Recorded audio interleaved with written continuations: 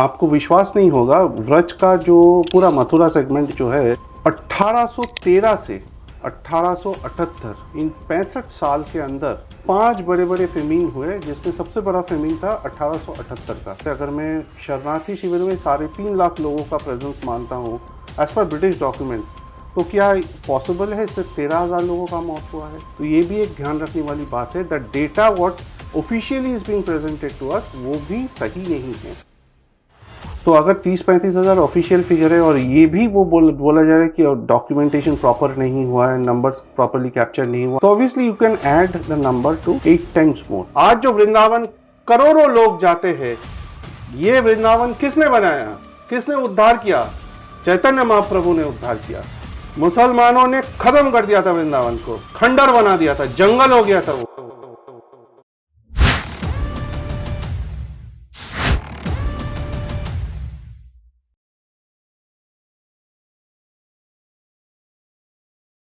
नमस्ते सूर्य जी, आपका स्वागत है आणविक शिकी विद सात्विक पे।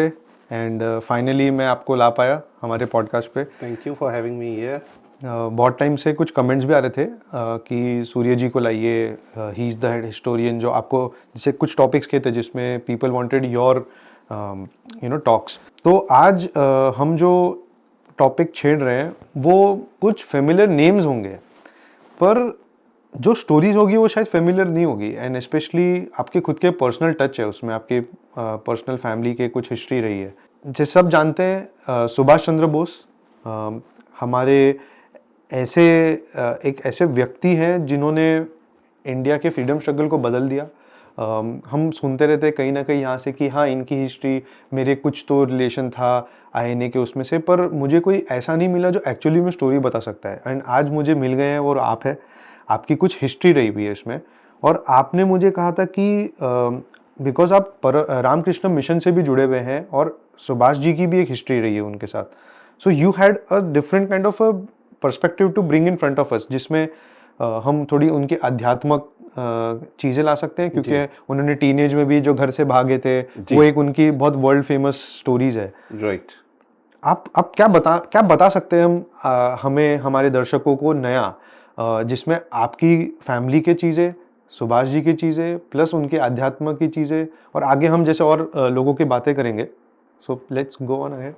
तो हाँ सात्विक जी, जहाँ तक मेरे परिवार का बात है, हमारा भारत के या जो आज़ादी के स्ट्रगल है उसके साथ काफ़ी क्लोज कनेक्शन रहा है। सिर्फ सुभाष बाबू के साथ भी नहीं, गदर पार्टी के थ्रू। ओके। और ये मुझे काफ़ी बाद, सिर्फ 2 साल पहले ही मुझे पता चला गदर पार्टी वाला, और वो भी प्रोफेसर कपिल कुमार ने मुझे उस मामले में हेल्प किया। तो मैं पहले जो सुभाष बाबू के साथ हमारा एसोसिएशन है फैमिली का वो मैं बता देता हूँ। मेरे जो ग्रेट ग्रैंडफादर है मिस्टर एक लेट सतीश चंद्र रॉय, जो रंगपुर, ये बेस कहानी शुरू होता है रंगपुर से, जो अभी बांग्लादेश में है, या पहले उस टाइम ईस्ट पाकिस्तान या पोस्ट इंडिपेंडेंस ईस्ट पाकिस्तान, तो या undivided Bengal for that matter, या ईस्ट बंगाल। ईस्ट बंगाल अब बोल सकते हैं। ईस्ट बंगाल खैर वो काफ़ी बाद में आया, 71 वॉर के बाद वो मोर जब रिफ्यूजीज आना चालू हुआ तब वो ईस्ट बंगाल हुआ। बट ईस्ट बंगाल का हाँ क्रिएशन तो हो गया था।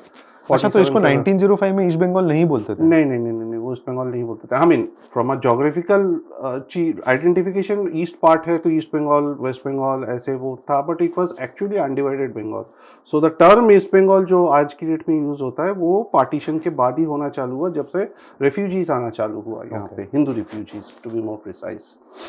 तो जो हमारा परिवार का जुड़ाव है सुभाष बाबू से वो शुरू होता है मेरे ग्रेट ग्रैंडफादर से,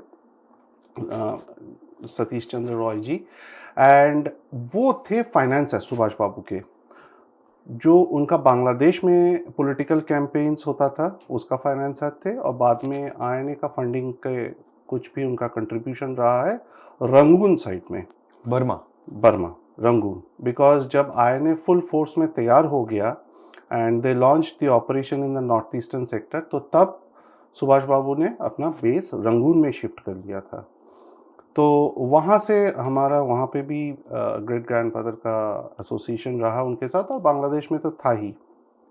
तो मैं कुछ तस्वीर भी आपके साथ शेयर करूँगा मेरे फैमिली आर्काइव से, जो दर्शक देख पाएँगे। और ये तस्वीर आईएनए का जो म्यूज़ियम है रेड फोर्ट में, उसमें भी जमा किया हुआ है for their records and archival for the government, क्योंकि हमारे जो परिवार है उसको आईएनए म्यूज़ियम में रिकॉर्ड भी किया गया है इस सिलसिले में। तो जो 1929 की बात है, मार्च अप्रैल की बात है, तब प्रोविंशियल कैंपेन हो रहा था। प्रोविंशियल इलेक्शन के लिए कैंपेनिंग के लिए सुभाष बाबू आए हुए थे। कई बार आ चुके हैं, हमारे घर में रहते थे वो आके। और हमारे घर में उस ज़माने के सिर्फ सुभाष बाबू नहीं, कई जो रिवॉल्यूशनरीज़ होते थे, आज़ादी के हैं, वो आके रहते थे, जिनमें दूसरा और एक नाम है सरोजिनी नायडू। अच्छा। हाँ, सरोजिनी नायडू है। बाद में द फेमस बंगाली नॉवेलिस्ट जो है शरद बाबू, शरद चंद्र चट्टोपाध्याय, ठीक है ना? जिसने देवदास वगैरह का रचना ओके, किया है। ओके। तो वो भी आके रहते थे। बाद में 40s के करीब-करीब जो फेमस बंगाली सिंगर होते थे, हेमंत मुखर्जी, ओके। हेमंत कुमार बोल के, जिसको बॉम्बे में बॉलीवुड में जो फेमस थे हेमंत कुमार, वो भी आके हमारे घर में रहते थे। तो काफ़ी लंबा हिस्ट्री रहा। एंड इसमें जो कैंपेनिंग के टाइम पे वो आते थे तो उस टाइम रहते थे। तो एक सिलसिला है जो मैं दर्शकों के साथ शेयर करना चाहूँगा, क्योंकि ये जो कहानी है ये आपको कोई भी हिस्ट्री बुक्स या आर्काइवल इसमें नहीं मिलेगा। ये कहानी हमारे परिवार के साथ ही जुड़ा हुआ है और वहीं पे बसता है। एंड ऑब्वियसली मेरे पिताजी से मुझे धरोहर में मिला है। तो ये कहानी शुरू होता है 1929 में, जब वो प्रोविंशियल इलेक्शन के लिए गए हुए थे रंगपुर में। रंगपुर बेस था हमारा, रंगपुर में रहते थे हम सब लोग। एंड रंगपुर का जो म्यूनिसिपैलिटी था उसका चेयरपर्सन भी रह चुके हैं मेरे ग्रेट ग्रैंडफादर। एंड रंगपुर जो करमाइकल कॉलेज थे उनका भी जो इनिशियल कमिटी मेंबर्स थे या बोर्ड फाउंडर मेंबर्स थे, उनमें भी थे वो। बाई प्रोफेशन एडवोकेट थे। एंड तो उस टाइम सुभाष बाबू हमारे घर पे आके रहते थे। एंड उस दौरान एक बार क्या हुआ, एक टेलर मास्टर थे जिनके वाइफ काफ़ी बीमार थे। She was suffering from cancer. Okay. तो ऑब्वियसली जैसा होता है, इलेक्शन कैंपेन के लिए आए हैं तो बहुत बिजी है, सुबह से शाम तक क्या रात तक। और वो टेलर मास्टर का जो मतलब डेथ बेड पे है उनकी पत्नी, तो उनका टर्मिनल है है। टर्मिनल इल जिसको बोलते हैं। तो उनका बड़ा दिली ख्वाहिश था कि सुभाष बाबू को एक बार मिले। ओके। तो उन्होंने अपने पति को बताए थे, तो पति आए थे गांव से, नज़दीक का कोई गांव था, वहाँ से आए थे और वो सुभाष बाबू से मिलना चाहते थे, लेकिन पार्टी वाले उनको मिलने नहीं दे रहे थे। तो इसमें काफ़ी शोर-शराबा हुआ, काफ़ी रिक्वेस्ट किया। और सुभाष बाबू वाज़ अ बिग ह्यूमैनिटेरियन, मतलब बहुत मानविक जो फीलिंग होता था उनका, वो बहुत ज़बरदस्त था। तो उन्होंने बोला नहीं, उनको आने दीजिए, मैं बात करता हूँ उनसे। तो वो आए, उनसे बैठे, अच्छे से बिठाया उनको हमारे बाहर का जो उनका ऑफ़िस बना हुआ था हमारे घर में ग्राउंड फ्लोर में, तो वहाँ पे बिठाया। एंड बिठा के बोला क्या हुआ है? तो उन्होंने बोला मेरा पत्नी ऐसे बीमार है, आपसे मिलना चाहती है, वो ज़्यादा दिन ज़िंदा नहीं रहेंगे। तो बोले ठीक है, सुभाष बाबू ने बोला ठीक है मैं आऊँगा, लेकिन रात को आऊँगा, रात को आऊँगा।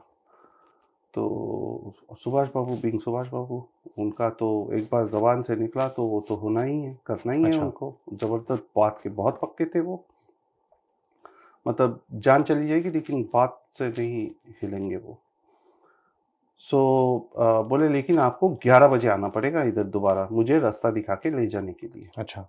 हाँ, तो वो टेलर मास्टर आए, रात को 11 बजे इंतज़ार किया, सुभाष बाबू आए, सारा दिन का काम ख़त्म करके, जितने भी रोड शोज़, रैलीज़ जितने भी होता था वो सब ख़त्म करके आए, खाना खाए, नहा के फिर टेलर मास्टर के साथ गया। हाथ में सिर्फ़ एक लंठन या हरिकेन जिसको बोलते हैं उस ज़माने का।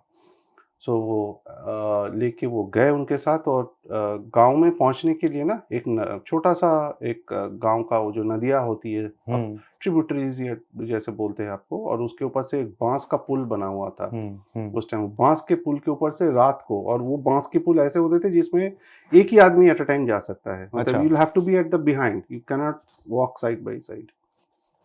लंठन लेके आगे-आगे जा रहे हैं, पीछे सुभाष बाबू। तो ऐसे करके गए, पत्नी से मिले, अच्छे से बैठे वहाँ ऐसा नहीं कि जाके 5 मिनट में मुंह दिखाई करके वापस आ गए। 1 घंटा बैठे, उनसे मिले, बात किए, फिर वापस आए।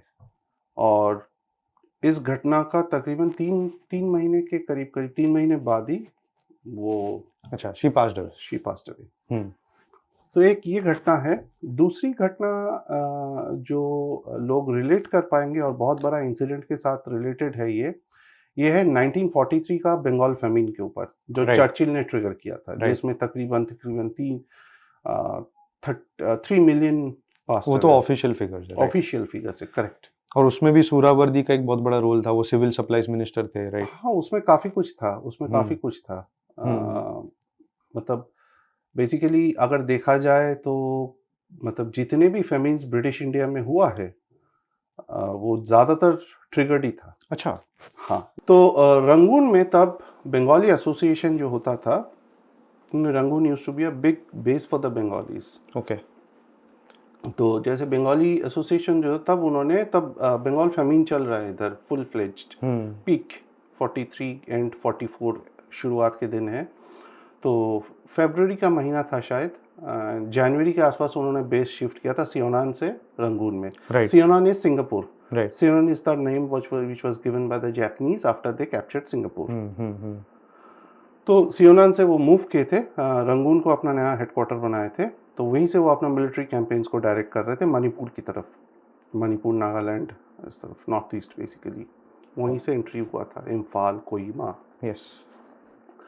तो बंगाली एसोसिएशन ने डिनर ऑर्गेनाइज किया था, तो वो आए डिनर में, तो उनको बहुत सारे आइटम परोसा गया। तो वो देख के ना वो रो दिए, फूट के रो रहे थे सुभाष बाबू। तो सब लोग परेशान कि क्या हो गया। Subhash Babu was like God that time. Okay. Rabindranath Tagore उनको बोल रहे कृष्णा रीइंकार्नेट। अच्छा। हाँ, रविंद्रनाथ ने बोला था ये, ओके। कि ही इज कृष्णा रीइंकार्नेट। तो इसीलिए तो उनका नाम देश नायक पड़ा। उस टाइम 2 टर्म बहुत यूज होता था, युग नायक जो स्वामी विवेकानंद थे, ओके। और दूसरा था देश नायक जो सुभाष बोस थे। और उस सिलसिले में कैसे आया ये भी मैं आऊँगा, इस पॉइंट पर टच करूँगा। तो सुभाष बाबू रो रहे हैं, फुट के रोए, फिर वो कुछ देर बाद शांत हुए। तो मेरे ग्रेट ग्रैंडफादर भी थे उसमें। तो लोगों ने पूछा क्या हुआ, तो उन्होंने बोला कि जब मेरे देशवासी को 2 टाइम का, 1 टाइम का खाना नहीं मिल रहे, लोग भूखे मर रहे हैं, बच्चे मर रहे हैं, मैं इतना सारा खाना कहाँ से खा लूँगा? एब्सोल्युटली। मैं नहीं खा सकता।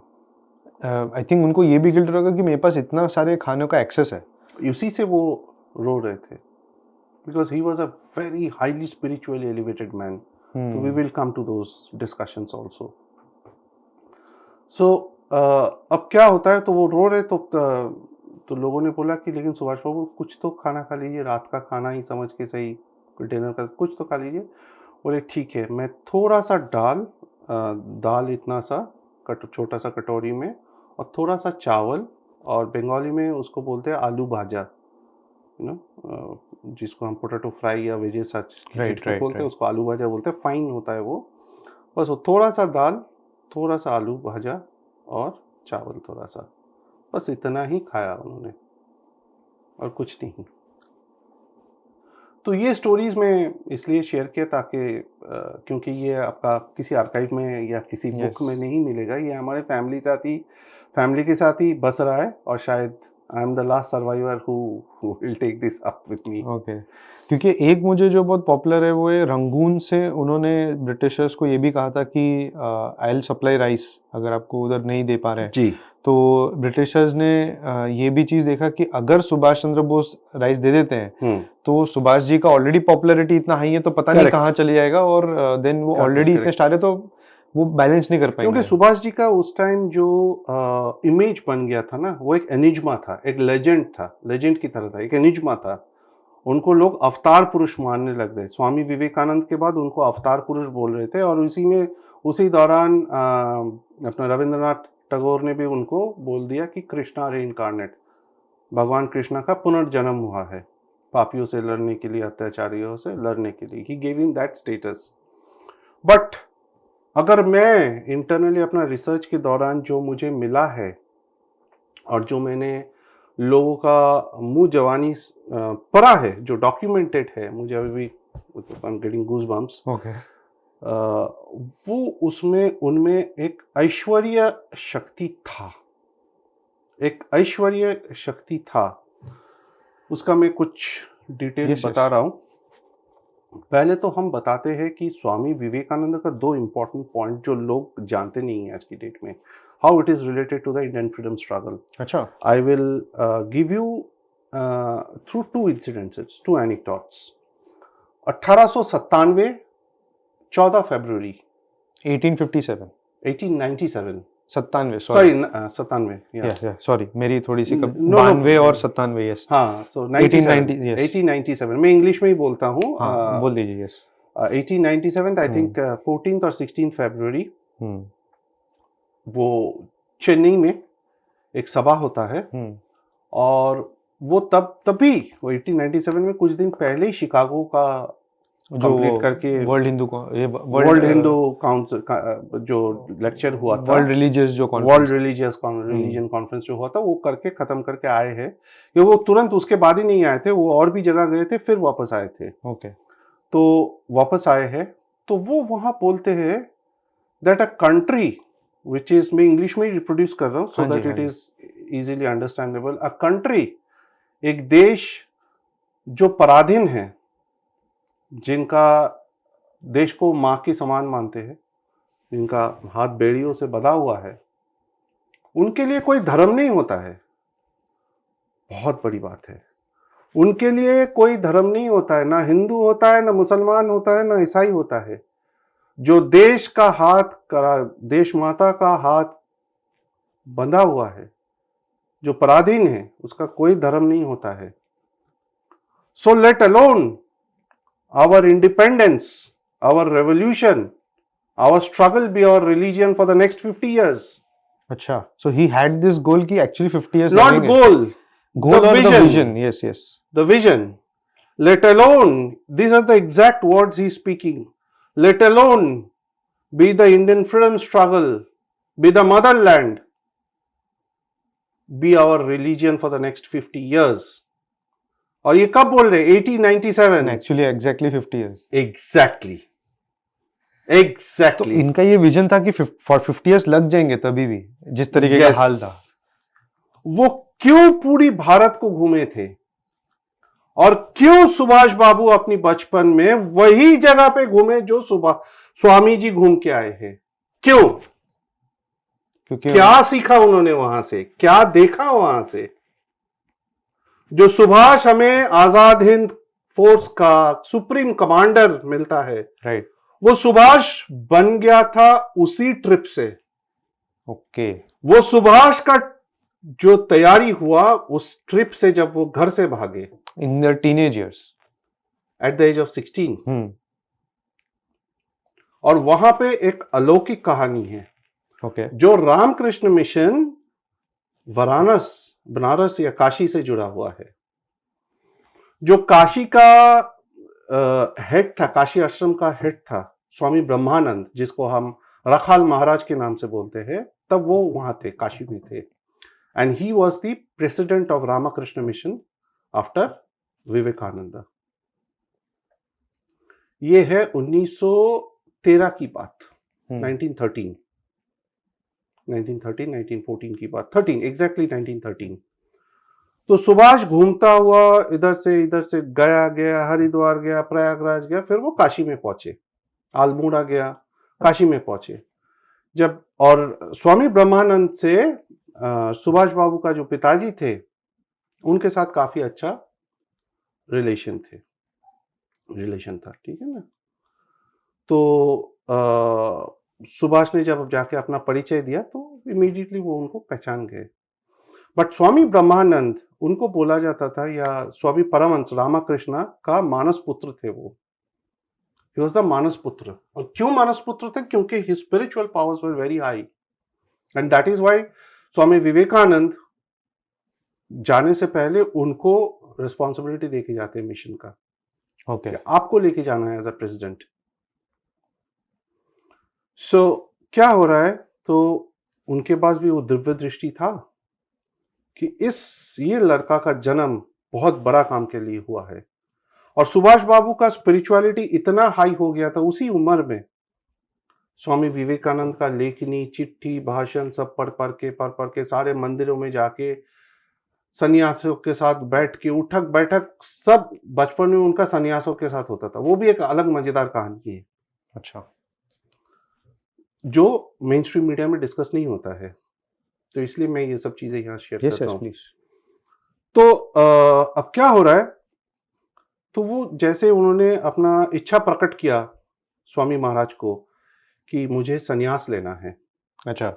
हाँ, वो सन्यास लेना चाहते थे वहीं काशी पे, कि आप मुझे दीक्षा दीजिए। मतलब 16-17 साल की उम्र में? हाँ, ओके। इतना वैराग्य आ गया था उनमें कि मुझे सन्यास दीजिए, मुझे दीक्षा दीजिए, दीक्षा के बाद सन्यास दीजिए। Right. And let me tell you, Subhash Babu was a Dashnami sampradaya sadhu which people do not know. ये क्या होता है? कैन यू दशनामी संप्रदाय जो आदि शंकराचार्य का। ओके। हाँ, वो दशनामी संप्रदाय के साधु थे अंदर ही अंदर। अच्छा, तो उन्होंने उतनी सिद्धि प्राप्त कर ली? हाँ, ओके। वो काली का साधक ऐसे नहीं थे, राइट, एक्चुअली शक्ति साधक ऐसे नहीं थे। ही वाज अ साधक, यस। राइट, इसका बहुत सारा विवरण है जो मेन स्ट्रीम मीडिया में हिस्ट्री में नहीं है, जो मैं आज थोड़ा थोड़ा बताऊंगा। We can go for another shoot also later on. तो स्वामी महाराज ने जब उनको इच्छा सुना उन्होंने सुभाष बाबू से, तो उन्होंने उनको पास में बुलाया और सुभाष को ऐसे सर पे हाथ रख के ऐसे पास में बिठा के, हाथ पीठ पे हाथ पे सर को रख के बोले, बेटा तुम्हारा जन्म जो हुआ है बहुत बड़े काम के लिए हुआ है, तुम्हें देश के लिए काम करना है। तुम्हारा टाइम नहीं आया है संन्यास लेने का, तुम्हारा टाइम नहीं आया है संन्यास लेने का, तुम्हें देश का, भारत माँ के लिए काम करना है, माँ का उद्धार के लिए काम करना है, देशवासियों का उद्धार के लिए काम करना है। और तुम्हारे ऊपर बहुत बड़ा रिस्पॉन्सिबिलिटी है तुम्हारे कंधों पे, तो अपने आप को तैयार करो, जाओ वापस जाओ और अपने आप को तैयार करो। बहुत प्यार से, बहुत अच्छे से उनका जहन में वो डाल दिया। तो सुभाष मान गया। सुभाष ऐसे ही मानने वाला नहीं था, ऐसे मेरी मानने वाला। जिद्दी सुनने में तो लग रहा था बहुत जिद्दी है वो। अरे उनका कैरेक्टर अलग ही है, लेकिन वो मान गया। और बाद में वो अपना खुद ऑटोबायोग्राफी में सुभाष बाबू लिख रहा है, मैं सुभाष बोल रहा हूँ, उसमें लिख रहे हैं कि उनका जो कृपा मेरे ऊपर बरसा वो आखिरी दिन तक उन्होंने याद रखा। अच्छा। क्योंकि हमें तो ये सुनने में आता है कि वो 2 साल बाहर थे और उनको बाद में माँ की याद आ गई, या फिर उनको नहीं, ऐसा नहीं था। बहुत सिंप्लीफाई कर देते लोग। हाँ, ऐसा नहीं था। ये है असली कहानी जो अच्छा। मैं आपको बता रहा हूँ। ये तो एक तरीके से मिशन दे दिया गया उनको, एक आशीर्वाद। यस, उनको दिव्य कृपा मिला, दिव्य डायरेक्शन मिला कि जाओ। और काशी में मिल रहा है। एब्सोल्युटली। और ये स्वामी ब्रह्मानंद कौन है? स्वामी परमहंस रामकृष्ण का मानस पुत्र है। स्वामी विवेकानंद उन्होंने उनको सक्सेसर है, और उनके साथ हनुमान जी का भी आशीर्वाद हुआ है। अच्छा। हाँ, मैं ये लोगों को मालूम नहीं होगा, हर एकादशी के दिन जितने भी पूरे विश्व में जितने भी रामकृष्ण मिशन के सेंटर है, शाम का आरती के बाद राम नाम संकीर्तन होता है। और ये राम नाम संकीर्तन, इसका लिखनी अलग से बना हुआ है, जिसमें मेरा कुछ फेवरेट लाइन्स है। कबंद बाहु छेदक राम, कुंभकर्ण सिर छेदक राम, राम राम जय राजा राम, राम राम जय सीता राम। तो एक बार ऐसे ही राम नाम का कीर्तन हो रहा था, रामकृष्ण मिशन ने ऑर्गेनाइज करवाया था, काशी के किसी घाट में। स्वामी ब्रह्मानंद भी थे। This would be around 1910-1911। अच्छा। तो वो बैठ के वो भी सुन रहे, पाठ कर रहे, तो उन्होंने देखा हनुमान जी आके बैठे हैं। और ये आपको भी पता है, जहां राम नाम पाठ होगा वहां पे हनुमान जी आएंगे। वो एक गद्दी एक उनके लिए रखते भी है खाली। बिल्कुल। तो हनुमान जी का दर्शन हुआ उनको। वो बहुत दिव्य पुरुष थे। और इजी नहीं है, किसी को ऐसे दर्शन दिए तो कुछ रीजन हो। वो देख रहे हैं कि हनुमान जी बैठ के सुन रहे पाठ को, सुंदरकांड पाठ सुन रहे, राम नाम का कीर्तन सुन रहे हैं। तो उस दिन के बाद से उन्होंने ऑर्डर दिया, जो आज भी पालन हो रहा है, कि हर एकादशी के दिन शाम को राम नाम संकीर्तन होगा। अच्छा, तो that became the kind of custom, tradition, custom, आप जो जैसे भी बोले, of the order, of the entire order, चाहे वो रामकृष्ण मिशन काशी हो, बेलूर मठ हो, दक्षिणेश्वर हो, वृंदावन हो, दिल्ली हो, वेदांता सोसाइटी ह्यूस्टन हो, न्यू जर्सी हो, अच्छा। लंदन हो, everywhere. Everywhere. Wow, super. Swami ji के पास वापस आते हैं, 1897 की बात है, मैंने बोला। और दूसरा मैंने बोला सुभाष बाबू का, जो भाग गए थे घर से। राइट। उन्होंने वही ट्रेल फॉलो किया जो स्वामी महाराज, मतलब स्वामी विवेकानंद ने फॉलो किया था, बिल्कुल वही ट्रेल फॉलो किया। बट यही है कि वो काशी तक गए, उनका मन था हिमालय में जाके तपस्या करे, गुफा में। यहाँ से संन्यास ले और आगे हिमालय तक जाए, ऋषिकेश होते हुए, और फिर वहां जाके तपस्या करे, लेकिन उनको वहीं से वापस मिला। और सुभाष बाबू का पिताजी ने तार भेजा था, उस टाइम तार बोलते थे टेलीग्राम को, यस। तार भेजा था हरिद्वार आश्रम तक, लेकिन वो लोग तब तक हरिद्वार आश्रम क्रॉस करके निकल गए हैं। और ये भी डॉक्यूमेंटेड है कि कई जगह उनको गाली गलौज मिला बच्चों को। दो बंदे गए थे वो लोग, सुभाष बाबू ने उसका नाम नहीं लिया है, उनका स्कूल का सहपाठी थे वो। तो कई जगह उनको गाली गलौज मिला, कई जगह पे लोगों ने ऐसे भगा दिया मठों से। और लेकिन रामकृष्ण मिशन में जहाँ पे वो गए, वहाँ पे उनको परिचय दिया, तो उनको मिला, जगह मिला, रहने खाने का सब किया। और जो वापस आ रहे थे, स्वामी ब्रह्मानंद ने एक चिट्ठी लिख दिया था, ताकि आगे रास्ते में अगर कोई भी उनको हेल्प चाहिए होगा, वो चिट्ठी दिखा के वो लोग कर सकते हैं।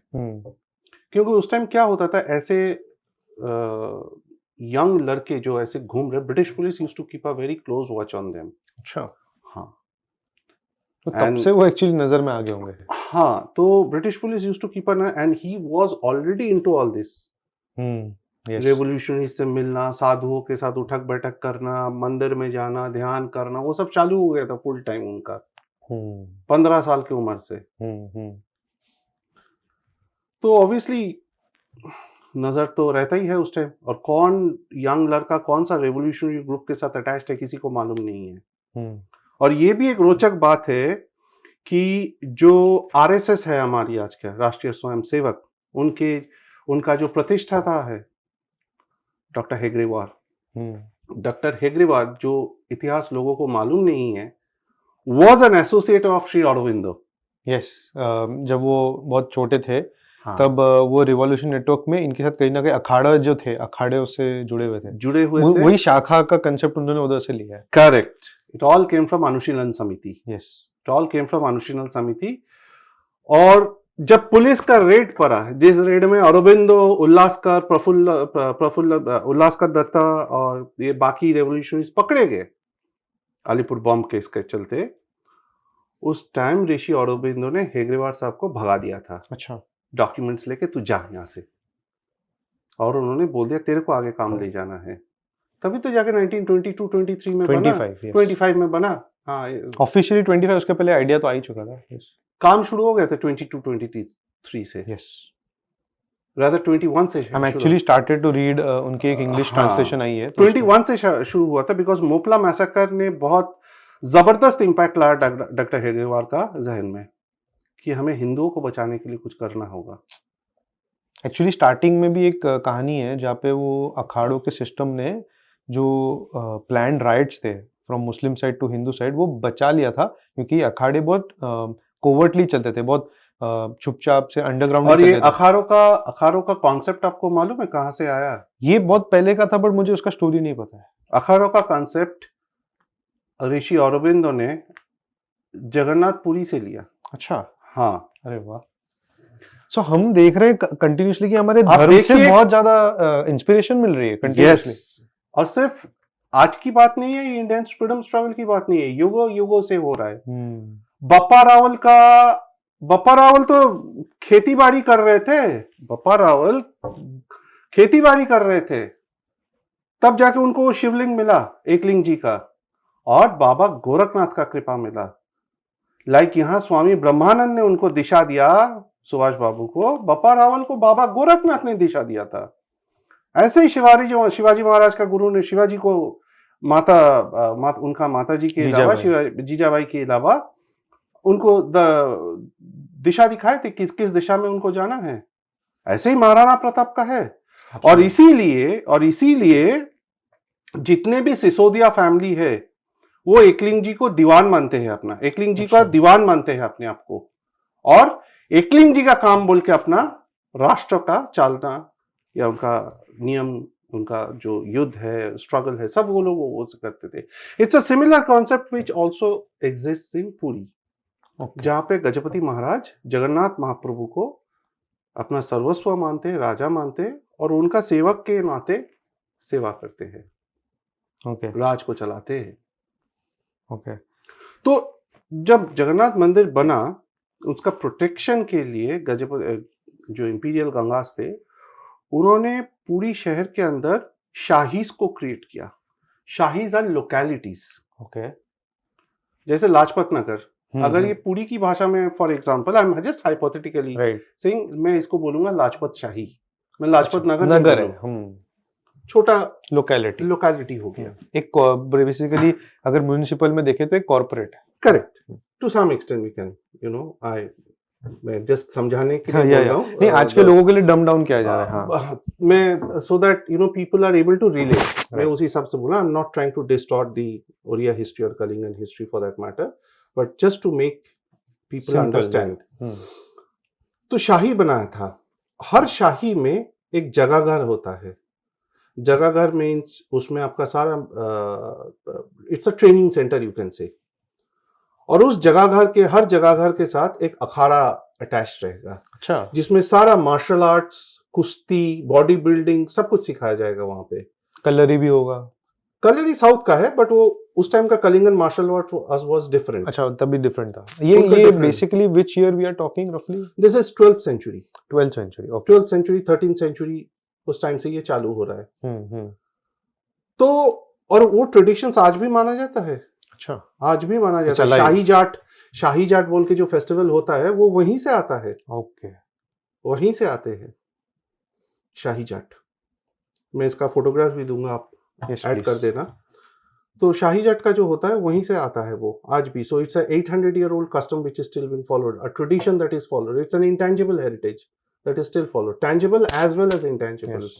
और अलाइव है, वो सबसे बड़ी बात है। 800 years old and living, and it's a martial tradition which is alive. It's a martial tradition जो आज बहुत जरूरत है, बहुत कम हो गई है हमारे सोसाइटी में। Yes, martial tradition which is alive, जहाँ पे कृष्ण भी रहता है, कंस भी रहता है, परशुराम भी रहते हैं, अच्छा। भगवान नरसिंह भी रहते हैं, और माता दुर्गा और माता काली भी रहते हैं। ये कैसे रहते हैं, मतलब थोड़ा सा वो डिटेल डिस्कशन करना होगा, उसका अलग हम ठीक है, वो कभी और करते हैं। कलिंग का एपिसोड अगर करते हैं हम तो उसमें डिस्कस करेंगे हम, definitely. So let's get to, हाँ यस। तो वो कॉन्सेप्ट कहीं ना कहीं यहाँ पे, अब वो सारा तो बंगाल प्रेसिडेंसी है उस टाइम, बंगाल प्रेसिडेंसी है, राइट। तो बंगाल प्रेसिडेंसी में वो भी कहीं ना कहीं से ये आइडियाज पर्कुलेट करता है। हाँ, मैं ये नहीं बोल रहा हूँ कि बंगाल में कोई अखाड़ा नहीं था, बट जिस तरीके से उन्होंने उनको वो स्ट्रक्चर किया था, दैट एंटायर प्लानिंग जो स्ट्रक्चर किया था, उसमें मुझे अपना रिसर्च के दौरान जगहघर, शाही, अखाड़ा, इनका वो कॉन्सेप्ट बहुत पास मिलते हुए दिख रहा है। This is my personal observation, जो मैं देख रहा हूं कि उन्होंने वो आइडियाज यहां से पुल किया होगा। बंगाल में भी अखाड़ा था, ऐसा नहीं कि बंगाल में, Bengal has also produced one after another wrestlers. Yes, Hamida Bano Begum, Bhim Bhavani, so many of them, very huge wrestlers who have defeated, in that later times bodybuilding में भी मनोहर आइच, people like मनोहर आइच। एक्चुअली ये सब जो नाम आपने लिए वो एकदम बंगाली साउंड नहीं कर रहे, टिपिकल आजकल जो हमें लगता है, तो शायद वो क्लिक नहीं कर पाए लोग कि ये बंगाल के। एक्चुअली वो सब आज की डेट में डिस्कस नहीं हो रहा है मेन स्ट्रीम में। That is why I am bringing this topics up, so that people on their own research. मेरा एक पॉडकास्ट में ये सारा चीजें डिटेल में बताना बहुत डिफिकल्ट है, तो लोग एटलीस्ट अपना शोध चालू करें। पता करना चालू करे, लोगों का जहन में इंटरेस्ट पैदा होना चालू हुए। तो द अखाड़ास, यस। द अखाड़ास का वहाँ पे मार्शल आर्ट भी सिखाया जा रहा है, बॉडी बिल्डिंग भी हो रहा है, आपका रेसलिंग भी सिखाया जा रहा है, और वो अखाड़ास आज भी है, आज भी है। आप अगर कई बार पुरी में जाएंगे मेरे साथ तो मैं आपको घुमा के दिखा सकता हूँ उनको। ओके। आज भी है। सो ये है। तो अब we were discussing on Subhash Babu spirituality. Subhash Babu जो हमारे जब वो सियोनान में थे उस टाइम रामकृष्ण मिशन में रेगुलर उनका आना जाना होता था। वो कई दूसरे एपिसोड में हम कर सकते हैं, यस, बिकॉज काफ़ी लंबा है उनके ऊपर। बट एक था उनका उस टाइम रामकृष्ण मिशन में एक स्कूल था जिसमें 300-350 बच्चे थे। After the Azad Hind provincial government was formed, that school was changed into Indian National School, और उसमें पहले से मिलिट्री ट्रेनिंग दिया जाता था। आज मेरी शोध के दौरान मेरे को ये पता चल रहा है रामकृष्ण मिशन का सिंगापुर स्कूल में ब्रिटिश जमाने में मिलिट्री ट्रेनिंग होता था, even before Subhash Babu reach there. Okay, even before him. Yes, and that is why Subhash Babu decided to adopt that school and turn it into Indian National School. और इसका picture भी मैं दूंगा आपको। उन्होंने वहां एक डॉर्मेटरी का उद्घाटन किया, नया बिल्डिंग स्थापना किया 350 बच्चों के लिए। Okay. और युद्ध के दौरान एम्बार्गो के लिए, फेमिन के लिए, जब खाना पीना बच्चों का रहने पीने का साधन जो है उसके लिए जब प्रॉब्लम हो रहा था, तब उन्होंने बच्चों के लिए ऑर्गेनाइज करके दिया खाना, कपड़े, किताब पढ़ने के। और उसी बिल्डिंग्स को बनाने के लिए उस जमाने में सुभाष बाबू ने $1 लाख दिए थे। $1 lakh? $1 lakh.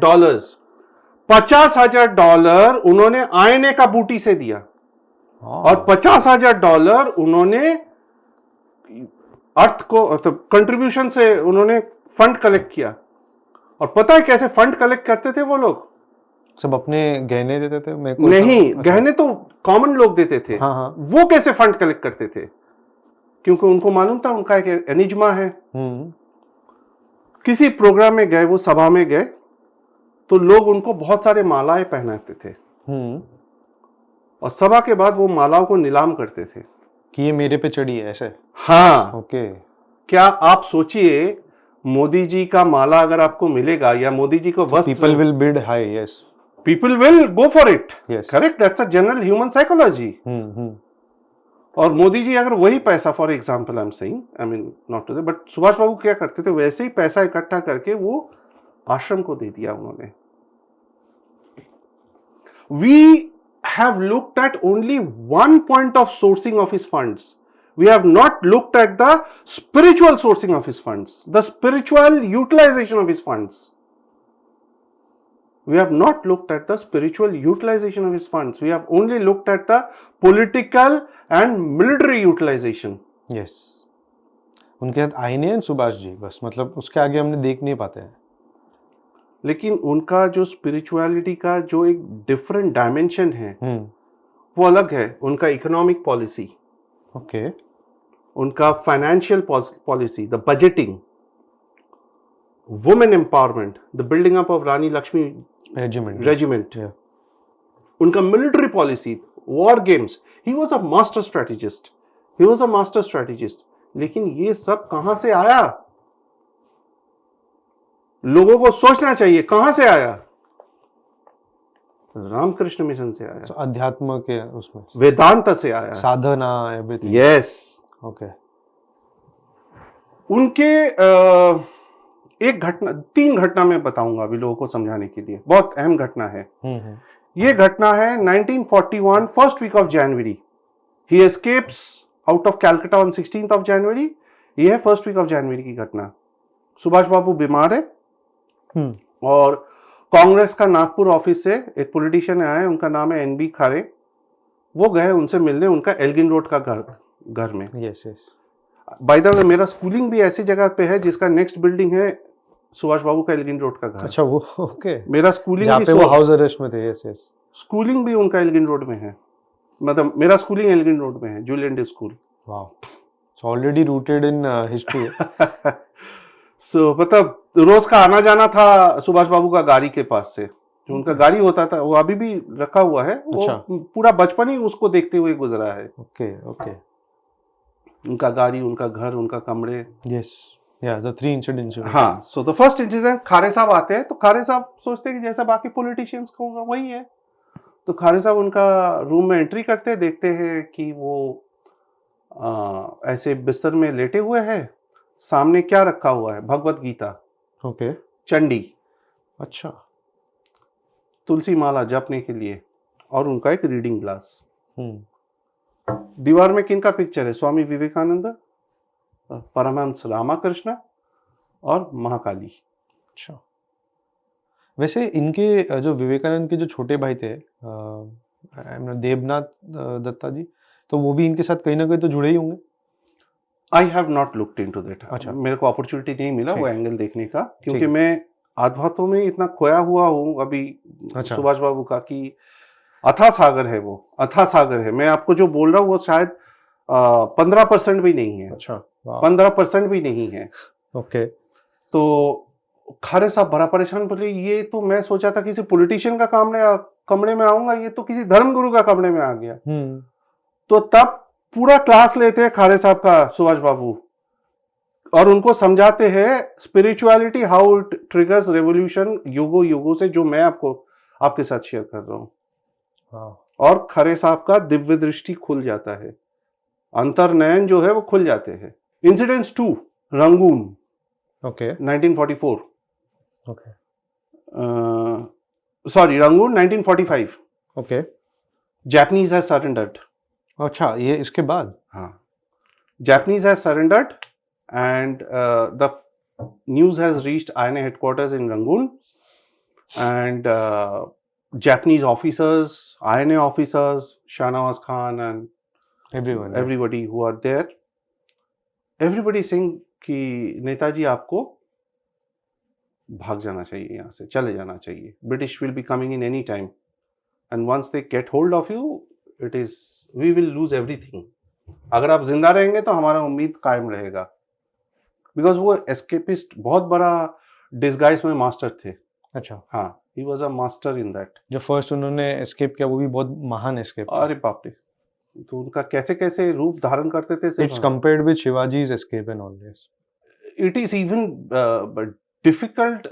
Yeah, you can compare it to Shivaji. The only difference between the two is Shivaji within the borders था, उनका इंटरनेशनल बॉर्डर्स था।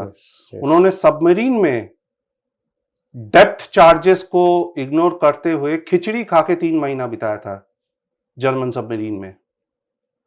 एंड जर्मन सबमरीन का जो कमांडर था, उनको पता नहीं था उनमें क्या कौन जा रहा है।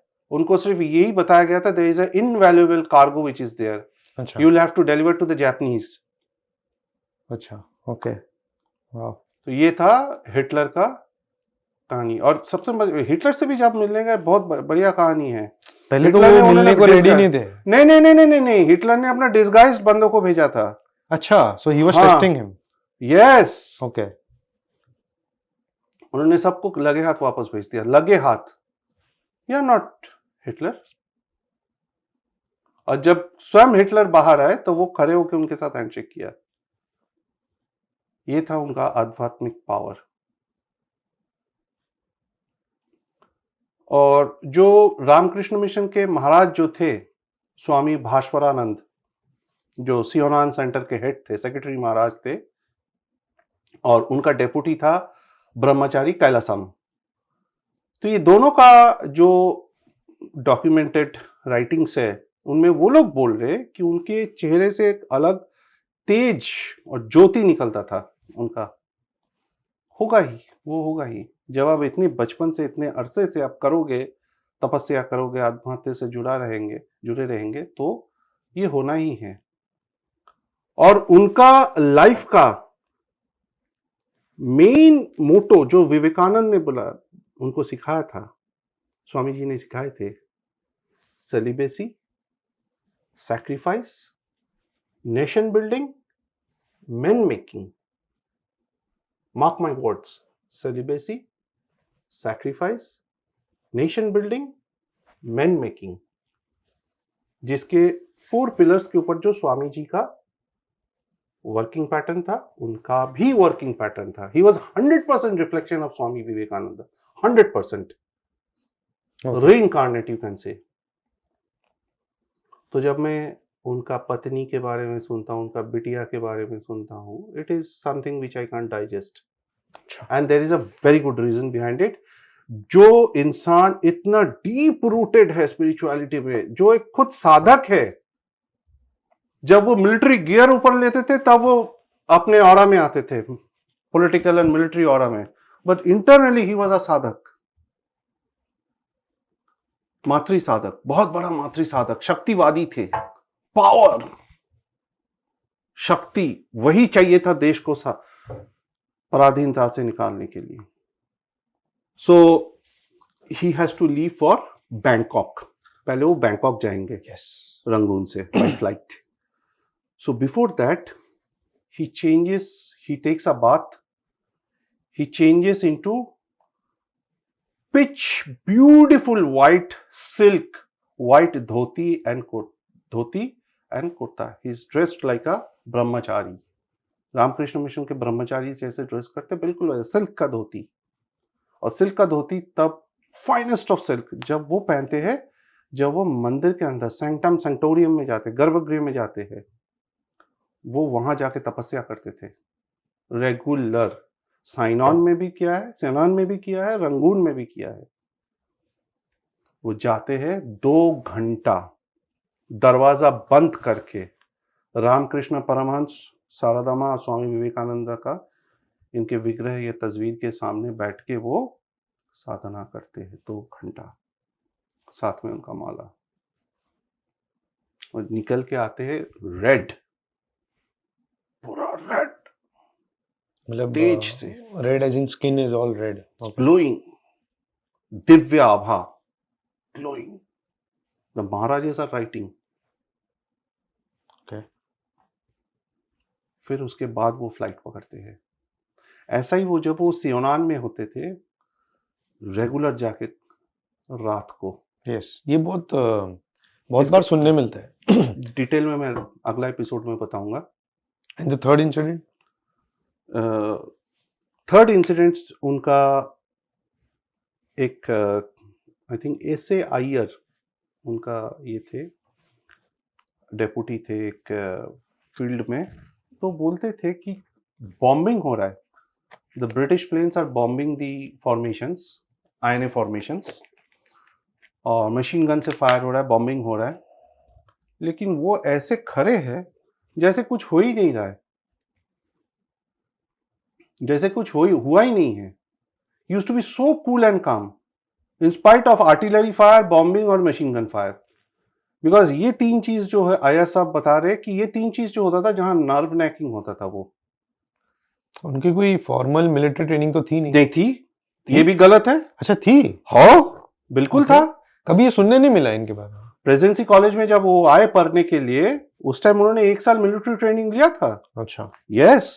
और इसका प्रतिफलन उनका मिलता है. कैसे वो आईएनए को सजाया. Without a military training you can not form an army, right? Yeah, absolutely. It is not possible. You, me, we cannot go and form an army without a formal military training. And रास बिहारी बोस ने उनको दिया कि take this, तो ऐसे ही नहीं दे दिया होगा किसी को भी.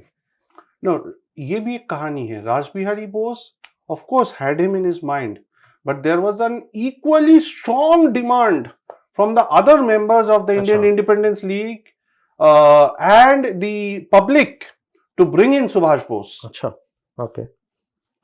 So मैं अभी इनफैक्ट 1 हफ्ता पहले इसके ऊपर शोध कर रहा था, तो उस दौरान मुझे पता चला that it is not Raj Bihari Bose brought him. Yes, Raj Bihari Bose obviously brought him. He was also the choice of Raj Bihari Bose, but equally he had the backing, support, preference from all other members and the public at large. That's important to understand. That's a very important point.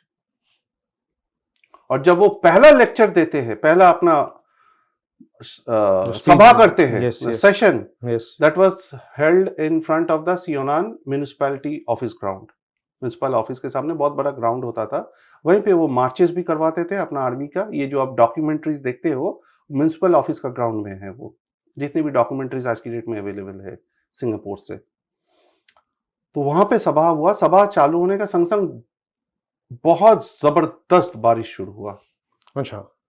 He spoke in that rain for 3.5 hours at stretch, and not a single soul moved out of that sabha. 3.5 hours. Yes, Wow. people गीला होके सुनते रहे उनका, और वो भी बोलते गए वो 3.5 घंटा लगातार। उनका ज्यादातर सभा जो हमें देखने को मिल रहा है या डेटा पॉइंट्स जो आ रहा है, once you started speaking 190 minutes तो मिनिमम है, मिनिमम 90 मिनट्स है। कई बार 3 घंटा 3.5 घंटा हो जाता था। Wow. ये था उनका स्पिरिचुअल प्रैक्टिस का पावर, जो ऊर्जा उनके अंदर से निकलता था। Wow. दैवी शक्ति। Superb. Like, ये मैं आपको बता रहा हूं सात्विक, दिस इज नॉट इवन 15%। मैंने जो 3 इंसिडेंट आपको बताया, this is very less. Once we delve deep into the ideologies of Swami Vivekananda and Sanatan Dharma, particularly Shakti Pujan, Shaktivad, ki how it shaped his policies, that's very important to understand. His military policies, political policies, economic policy, women empowerment, education policy, हर एक चीज के ऊपर उनका policy तैयार था। भारत को जब आजादी मिलेगा, उसके ऊपर कैसे काम होगा। His constitution was ready with him. अच्छा। Every policy, I'm time and again telling, the military policy, the economic policy, the financial policy, the budgeting, the women empowerment, children education, health. आपको पता है वो इतने बड़े इंसान थे, जब भजन कीर्तन भी करवाते थे वो, और पार्टीज भी करवाते थे, जिसमें जापानीज ऑफिसर्स भी पार्टिसिपेट करता था। और जब खाना खाने का टाइम होता था, वो खुद जाके किचन में खड़े होते थे to verify and audit himself कि खाना जो आया है वो उसका सैनिटेशन लेवल क्या है। अच्छा। कितना साफ सुथरे तरीके से उसको पकाया जा रहा है, और जो सामान आया है वो कितना साफ सुथरा है। खाना वो टेस्ट करके देखते थे कि खाना कितना स्वादिष्ट बना है। और जब जितने सेना उनका खाना खाते थे, सेना को खाना परोसा जाता था, वो खुद कई बार सर्व करते थे उनको। Okay, wow. ऐसे नहीं भगवान बनता है कोई, बच्चों की तरह रखते थे अपने सेना को।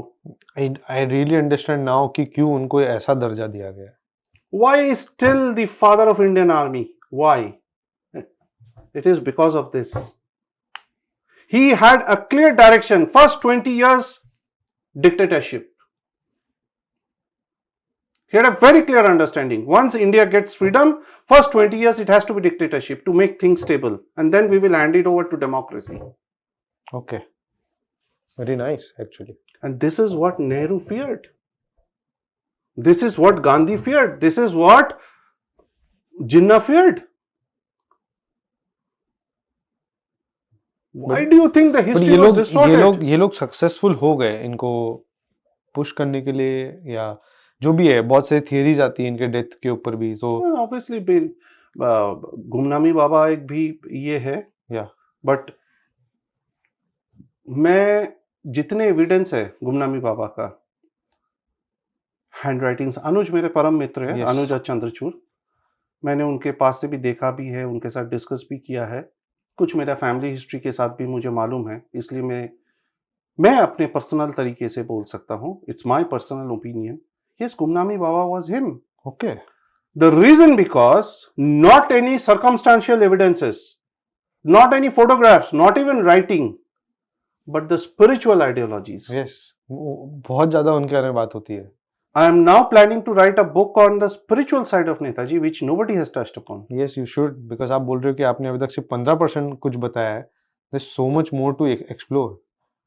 मैं टाइम के पाबंदी की वजह से और ज़्यादा नहीं बोल पाऊंगा, बट ये है कि मैंने जो भी आपके साथ डिस्कस किया है वो शायद 15% भी नहीं है. और ऐसे ऐसे इंसिडेंट्स मुझे पता चल रहा है. जब वो 16 साल की उम्र में वो बच्चा निकल गया, वो टीनेज लड़का निकल गया, उसके साथ क्या क्या होता है वो भी एक अनोखी कहानी है.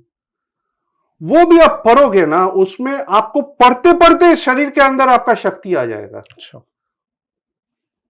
रोंगटे खड़े होना तो बहुत दूर की बात है, आपका कॉन्फिडेंस ऐसे ही बढ़ जाएगा. इंसान का अपना जो कॉन्फिडेंस होता है, सेल्फ कॉन्फिडेंस, आप नेताजी का वो लेखनी पढ़ोगे, अपने आप वो कॉन्फिडेंस बढ़ जाएगा. इसीलिए मैंने बोला देश नायक और युग नायक. एक युग नायक है और एक देश नायक है. ऐसे नहीं कोई देश नायक बना है. राइट. उसके बाद में हम थोड़ा आगे बढ़ गए थे, जिसमें हमने हेडगेवार जी की शाखाओं की बात की. बट अब हमारे जो नेक्स्ट एक लिस्ट में नाम है वो गोपाल पाटा जी है. So are we ready to come there और there is some more? Gopal Patha comes much later. Okay. Gopal Patha comes around 46 direction डेके में. अब गोपाल पाटा जी का जो हिस्ट्री है, मैं 4 चीज बोलूंगा इसमें जो लोगों को पढ़ना चाहिए. एक है, गोपाल पाटा is obviously one of the key figures. I mean he is one of the key figures, is not the only figure. But उनका नाम सबसे हाईलाइट होता है. उनका नाम सबसे हाईलाइट होता है because he led the charge. Yes. But उनकी तरह और 15 लोग थे. अच्छा. और 15 गोपाल पाटा थे जो बिल्कुल हाईलाइट नहीं होते हैं.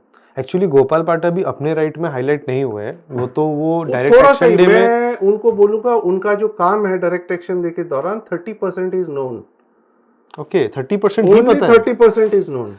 लोगों को एक और चीज बता देता हूँ. गोपाल पाटा का नाम एक्चुअली था गोपाल चंद्र मुखोपाध्याय या मुखर्जी, और वो जबकि वो ब्राह्मण कास्ट हो जाता है. और हम आज की बात नहीं कर रहे, हम 46 की बात कर रहे हैं जब वो कसाई थे. कसाई इसलिए वो बने. आई थिंक ये भी मैंने सुना है, अभी मेरे को डिटेल नहीं मालूम है, कि because it was very Muslim dominated profession suddenly, तो वो उन्होंने अपना गिव अप किया. ब्राह्मण जो भी वो काम कर रहे थे, I think he was into teaching, I don't no, पर देन ही पिक्स अप कसाई and he inspires a lot of people. और उन्होंने एक भारतीय जातीय वाहिनी, ये एक ऑर्गेनाइजेशन जिसमें 500 से 800 एक्टिव मेंबर्स थे, वो बाद में बना. अच्छा, वो बाद में बने क्योंकि वो भी रेसलर्स थे उसमें, ट्रेन्ड रेसलर्स थे. हाँ, वो बाद में बना. वो इसलिए बाद में बना जब डायरेक्ट एक्शन डे का अटैक चालू हुआ. अच्छा, उसके पहले नहीं था ये? ओके. जब डायरेक्ट एक्शन डे का अटैक चालू हुआ तब उन्होंने 800 लोगों को इकट्ठा किया. राइट. उसमें से काफी सारे ऐसे कसाई थे जो इन्होंने ही सेटअप किए थे रिसेंटली. कसाई तो थे ही, बॉडी बिल्डर्स तो थे ही. उन्होंने उस 800 में, I mean nothing personal against anybody and with all due respect to everyone, mostly UP और बिहार के नौजवान बिहार थे. कहते हैं. यस, इनको पूर्विया कहते हैं. तो वहाँ से उन्होंने पुल किया था.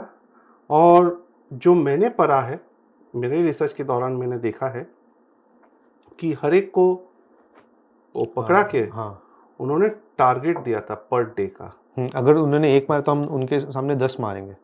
और एक जो दूसरा मुझे पता चला था कि एक मारवाड़ीज ने बहुत स्पॉन्सर किया था, इनको फाइनेंस किया था. और दूसरा बिरला जी का जो नाम आता है, क्योंकि Birla ji because he was such a big name, Gandhi ji and everything, तो वो ओपनली नहीं आ सकते थे, बट उन्होंने कोवर्टली बहुत हेल्प किया था. और उन्होंने शायद कोवर्टली बहुत लोगों ने हेल्प किया था. और इन्होंने एक बहुत फेमस है, अब मैंने किधर ऑफिशियली पढ़ा नहीं है, हियर से ही है, कि उन्होंने कहा था कि जो दाढ़ी वाला सिर लाके दोगे तो मैं उसका इतना रुपया कुछ दूंगा. ये सब I don't know how true it is. I think इसका मैंने कहीं नहीं पढ़ा है. I think that could be a, मैंने पढ़ा नहीं, मैंने हियर से ही है, बट यस, लेजेंड्स है. But you know there are lot of legends. But हाँ, ये है कि उनका वो जो प्रकोप था, उसके लिए 3 दिन 4 दिन के अंदर Suhrawardy took a backfoot. He had to call in the army and Gandhi ji had to persuade Gopal Patha कि तुम आर्म्स ड्रॉप कर दो.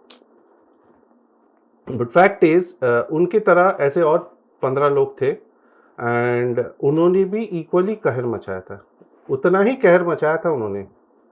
बट क्योंकि इतना बड़ा कोलकाता का एरिया है, yes, only 1% can not do everything. 1% can not do and 800 people can not do. Yes, मतलब एक लीडर नहीं, और भी लीडर्स चाहिए. क्योंकि जो डायरेक्ट एक्शन था, it was a well planned and well thought out strategy. And there were 2 lakh Muslims on the road. And उसके लिए लोगों को बाहर से लाया गया.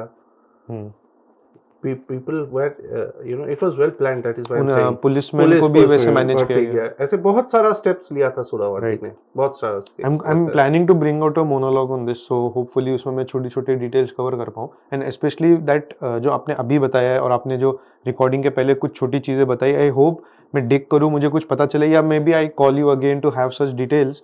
आई will try to inculcate in that video, but yes let's go ahead with Gopal Pathak ji. Yes. तो so उस टाइम जो आपका जो अटैक हुआ, अटैक के दौरान पहला 3 दिन में तकरीबन 15 से 20 हज़ार हिंदुओं को मारा गया था, जो मैंने पढ़ा है. These are the official figures I am saying. हाँ, ऑफिशियल फिगर तो शायद 4-5 हज़ार के थे जो रिकॉर्डेड है. नहीं. अच्छा, official figures are also 15-20,000. Yeah, actual figures are 15. If you dig down into the archives, you will get that. Okay. ऐसे So फिर तो और होंगे उससे ज़्यादा. आपको मैं एक से विवरण दे रहा हूँ, सिर्फ आपका दिल दहल जाएगा सुन के, दिल दहल जाएगा. और ये विवरण आ रहा है उस टाइम का पुलिस कमिश्नर के लेखनी से, उनका मेमोइर से. वो लिख रहे राजा बाजार साइंस कॉलेज. मैं एकदम स्पॉट मेंशन कर रहा हूँ ताकि लोग भी अपना शोध कर सके. राजा बाजार साइंस कॉलेज में वो जा रहे, तो वहाँ से तो सारे स्टूडेंट्स भाग गए थे. कुछ लड़कियां थी जो भाग नहीं पाई थी. ओके. तो दे वर वायलेटेड मास. यस. और उनको मार दिया गया. मार के उनका दोनों टांगों को काट दिया. ओके. अब सुनिए, अब विवरण सुनिए, दिल दहल जाएगा, मैंने इसलिए बोला. और देखा नहीं जा रहा है, पुलिस कमिश्नर का भी मतलब ये हो रहा है. उनका दोनों टांग काट दिया गया, दोनों हाथ काट दिए गए. और नारी है तो बाल लंबे रहेंगे. उन बालों से खींच के बॉडी को, जो मांस मार के टांगते हैं ना कसाई, ओके. उसमें बालों को ऐसे बांध के बॉडी को ऐसे hanging, it was hanging like this. मतलब पहले तो आप मास वायलेशन करते हो, फिर आप इनको ऐसे काटते हो, और फिर आप उनको मतलब हो भी सकता है कि वो शायद जिंदा भी हो तभी, नहीं? ओके. दिल दहल जाएगा. मैं सिर्फ आपको एक विवरण दिया. ओके. आपको मालूम है खिदिरपुर एरिया में उस टाइम, खिदिरपुर में आज भी एक जगन्नाथ मंदिर है. अच्छा. And Khidirpur is an area which has been for last 100 years और सो, उसमें काफी उड़िया का बास रहा था. आई थिंक उड़िया का एक जो बहु इलाका था, that was the first one to be targeted bye Muslims. ये भी मैंने पढ़ा है. That was one of the first areas. Okay. And they massacred 500 Oriya families. Within the first First 100 day. families you're saying? Yes. Because मैंने ये People सुना है say कि it is 500 people. but that was only first 10 minutes that I've read. कि पहले के 10 minute में 500 लोगों को मारा है उन्होंने. ये मैंने सुना है. That is a bit exaggeration. अच्छा. That is a bit exaggeration because आपको थोड़ा सा sanity रखना होगा. But yes, this is documented. Not 500 people, but 500 families were targeted. My God. And they were slaughtered. जो और इन सब का जो नरसंहार है, इनका स्टाइल लगभग एक ही है, like Moplah मैसाकर. Pregnant women were cut open and their fetuses taken out. Taken out, yes. So, मैंने एक ये सुना है कि उन्होंने I was allow me to finish. I mean, this is the same.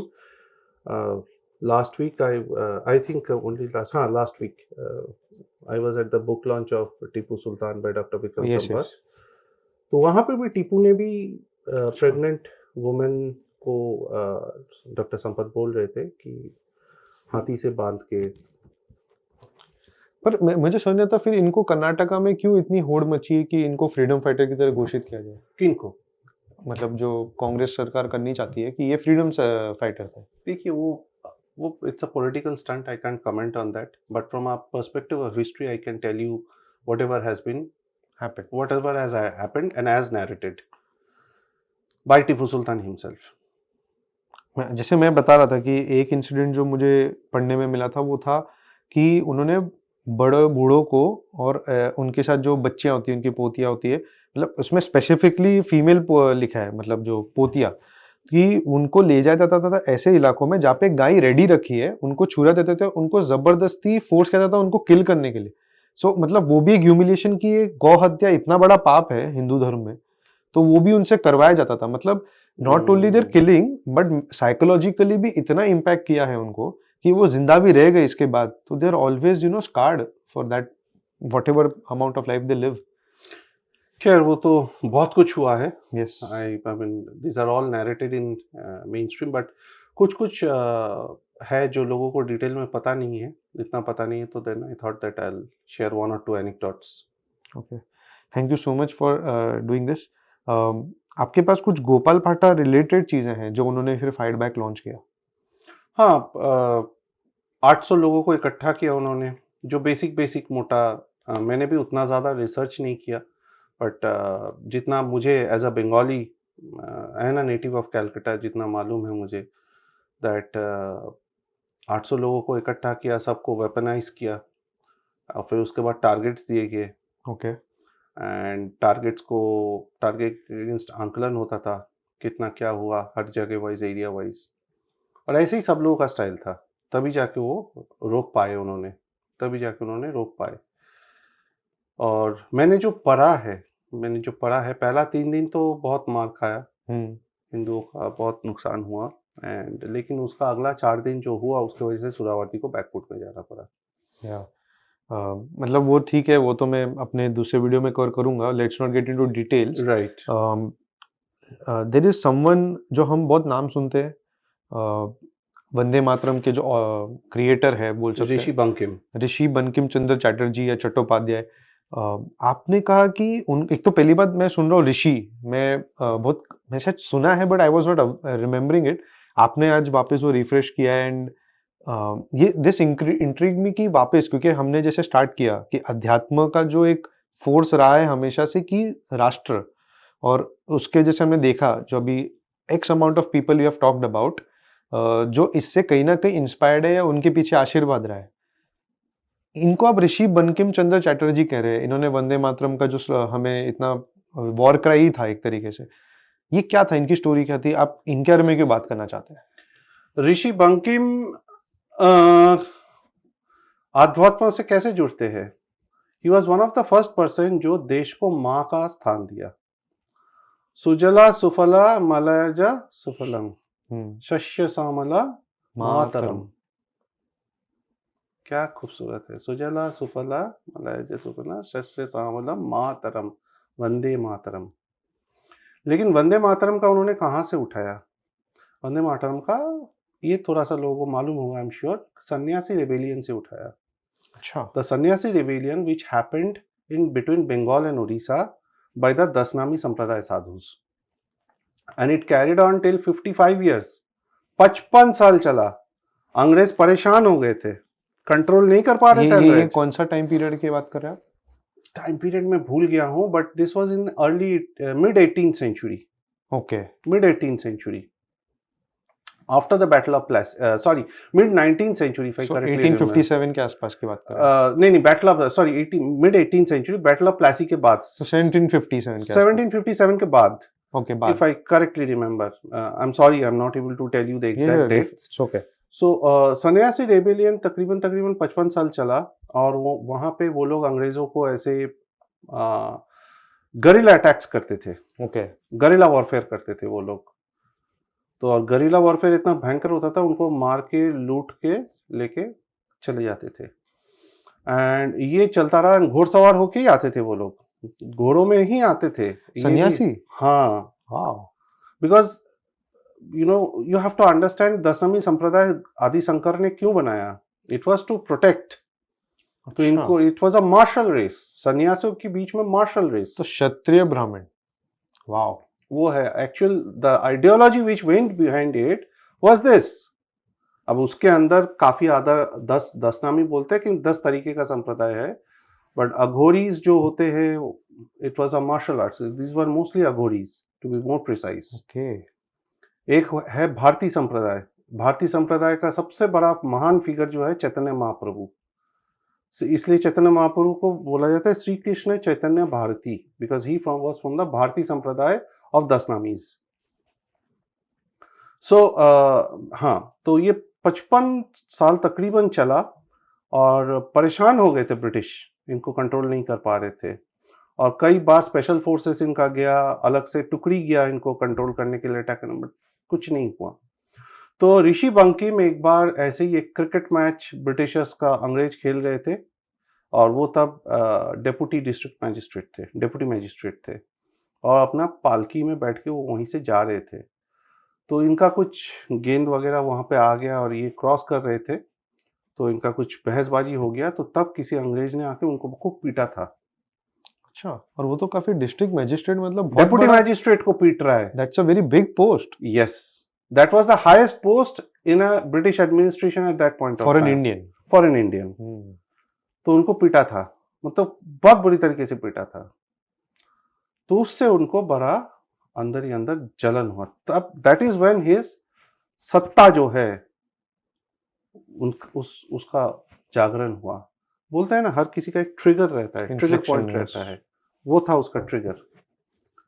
तब वो लिखे Anand Math, and he picked it up from the सन्यासी rebellion, picked it up from the सन्यासी रेबेलियन। ओके। और कहीं ना कहीं आज मैं जो देखता हूँ कई संप्रदायों का, I am still checking on that, जैसे Bharat Sevashram Sangha is one Sangha where on Dashami day play तलवारबाजी करते हैं वो। अच्छा।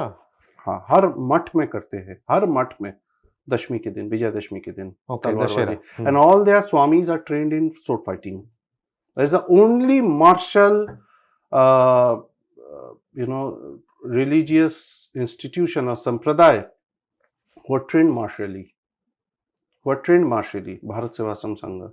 All of them know sword fighting, and they display it on the Vijayadashmi day, चाहे वो काशी में हो, पुरी में हो, हरिद्वार में, कहीं भी हो, जहाँ जहाँ आश्रम है उनका होता है।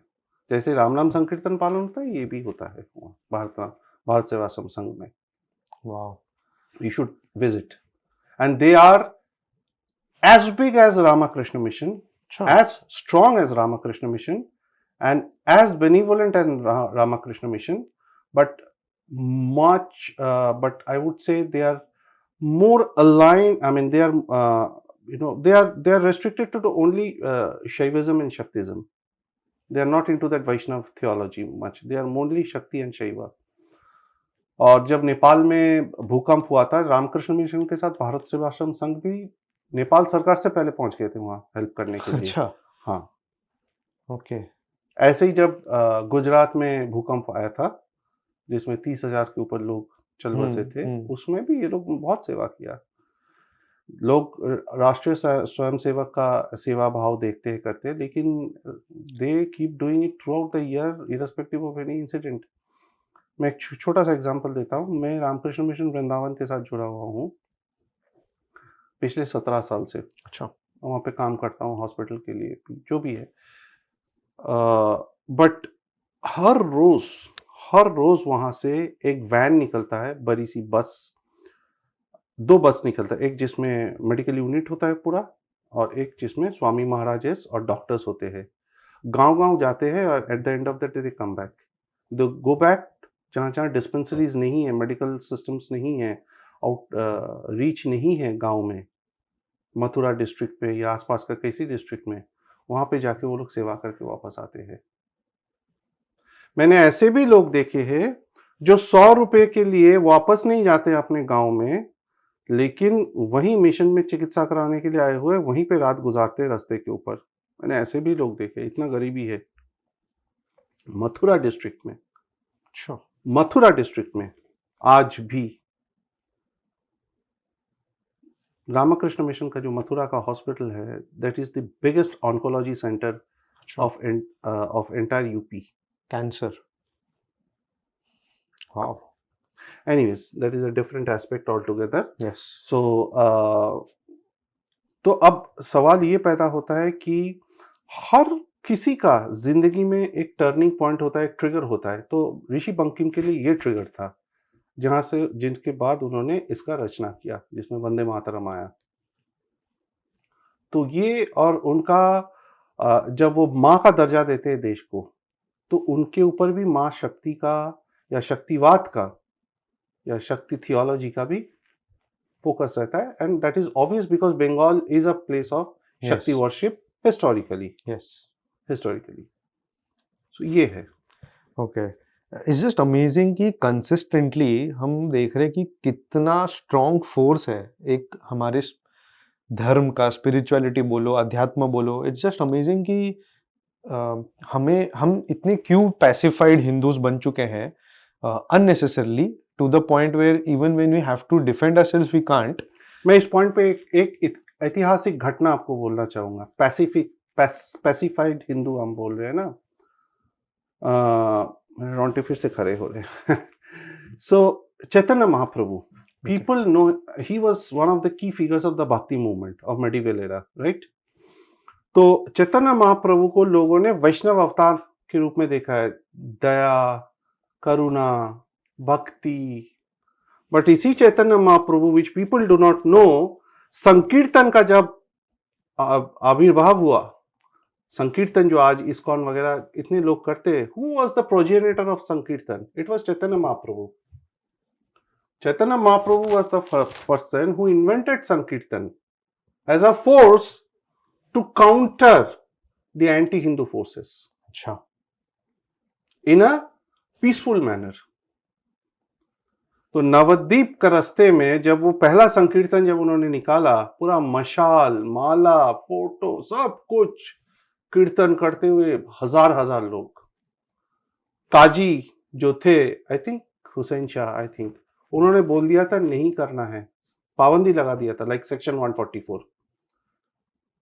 तो उन्होंने, महाप्रभु ने बोला कि सबको बोलो आज घर से निकलेंगे मशाल लेके, कीर्तन करेंगे, हम मशाल लेके शाम को जाएंगे। और जाके काजी का दरवाजे पे खड़ा हो गया। Okay, really? काजी का दरवाजे पे जाके मशाल लेके खड़ा हो गया। This is a well documented history which people do not no, which we do not discuss. We discuss about Chaitanya Mahaprabhu's प्रेम अवतार, उनको प्रेम अवतार बना दिया गया है।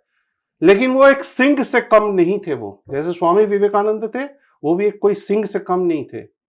6 फीट 5 इंच लंबा, इतना लंबे लंबे बाल, गोरा चिट्टा चेहरा और मुंह में पूरा शेर की तरह तेज। ये क्यों बताया नहीं जाता, ये क्या चल रहा है मतलब? और उनको लेके वो चले गए, मशाल लेके सबको लेके आके, और काजी को निकाल के ले आए। वो काजी भागने वाला था उनका वो रूप देख के, और काजी आके उनका पैर में गिरा।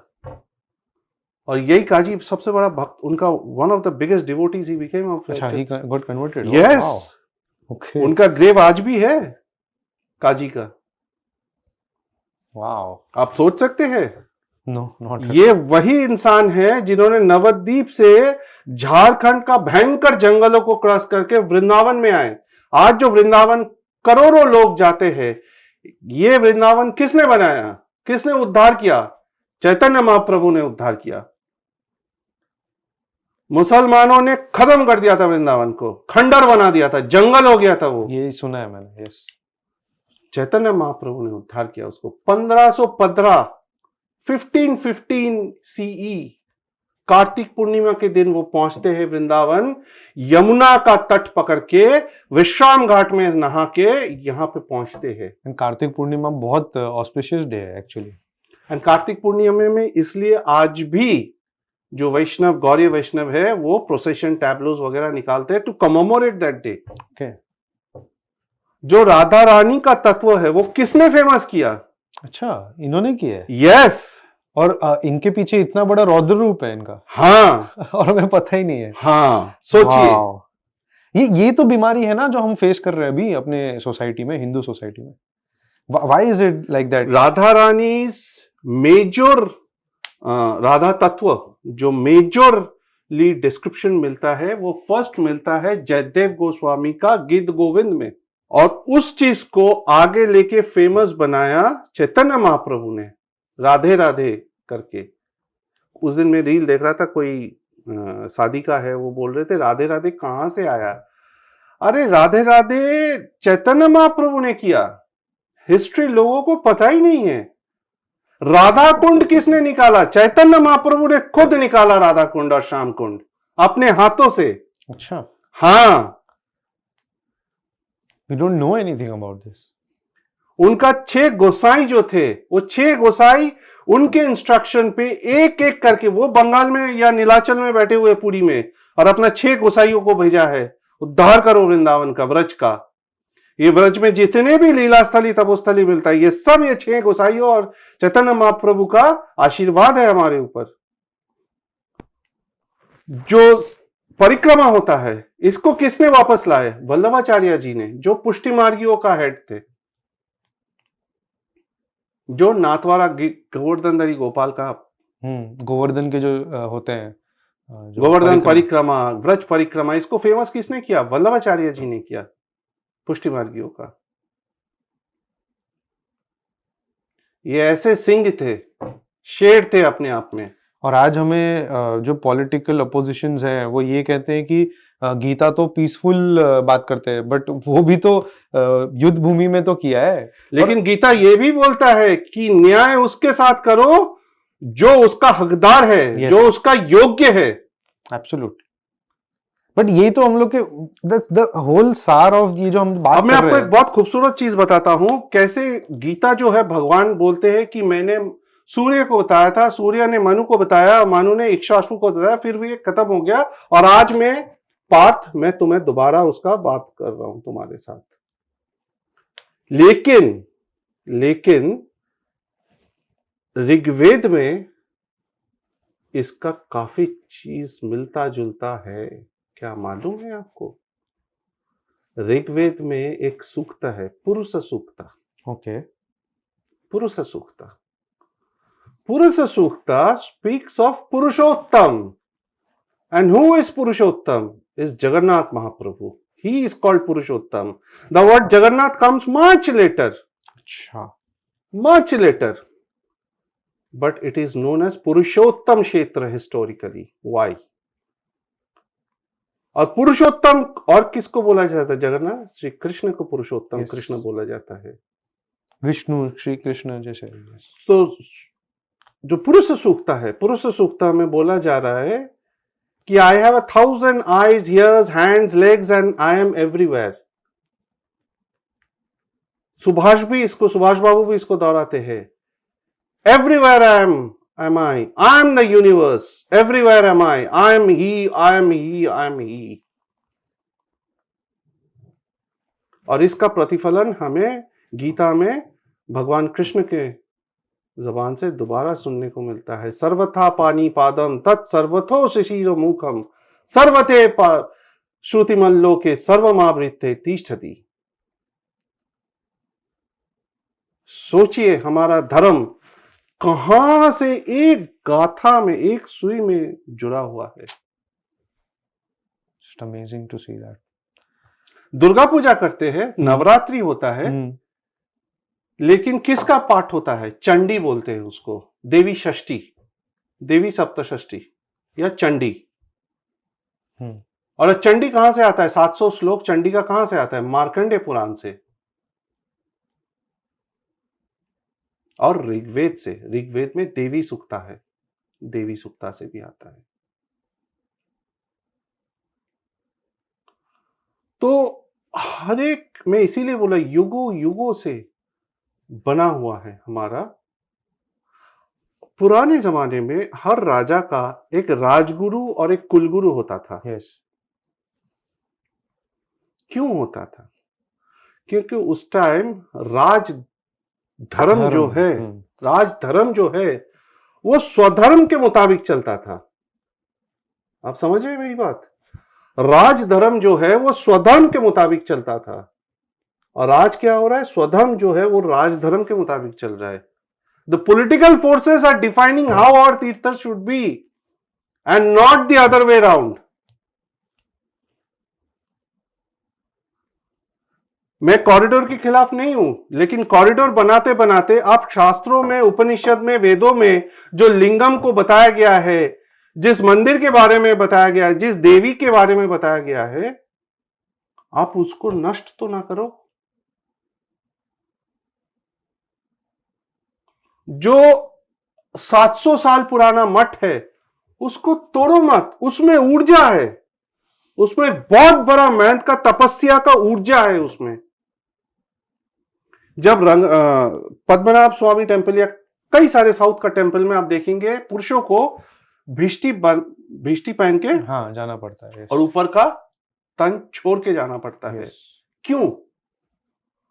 ताकि जब आप गर्भगृह में जाए उसका जो कॉस्मिक एनर्जी है आप बॉडी में जितना ज्यादा से ज्यादा हो आप अब्सॉर्ब करो। एक वो भी साइंटिफिक रीजन है। And this is the reason why Swami Vivekananda wanted और he practised Advaita Vedanta, because Advaita Vedanta is a perfect या एक पूर्ण सम्मिश्रण है भक्ति का, धर्म का, साइंस का, लॉजिक का। इसलिए है, and that is why it attracted Subhash also. तो सर बिकॉज काफ़ी हमारा वीडियो भी लंबा चला गया, we had one more point to cover, पर मुझे ऐसा लग रहा है कि आज हमें इतना ब्रिलियंट जो हमने अभी बात भी की है, we started with Subhash ji, हमने अभी एंड भी उनसे ही किया है। Do you think it's a right time to end? Because मुझे ऐसा लगता है कि यहाँ पे एक अच्छा हाई मिला है, यहाँ पे हमें रुक जाना चाहिए, फिर हम वापस मिलेंगे। हम और मैं भी वही सोच रहा हूँ, क्योंकि बहुत सारी बातें करने के लिए है, और हम किसी और हीरो को भी छोड़ देते हैं नेक्स्ट टाइम कवर करने के लिए। सुभाष में उसका स्पिरिचुअलिटी के ऊपर भी कम से कम 2 घंटे का 2 एपिसोड शूट हो जाएगा, और आराम से। ओह वाओ, आराम से। That's your choice, you want to do it or not. Yes yes, we will do it definitely, but आज यहाँ पे रोकते हैं। एंड जैसे आपको इन्होंने टीजर दे दिया है, so you know what next if we do with him, and not if, when we do with him, तो आपको पता है कि आपको क्या एक्सपेक्ट करना चाहिए।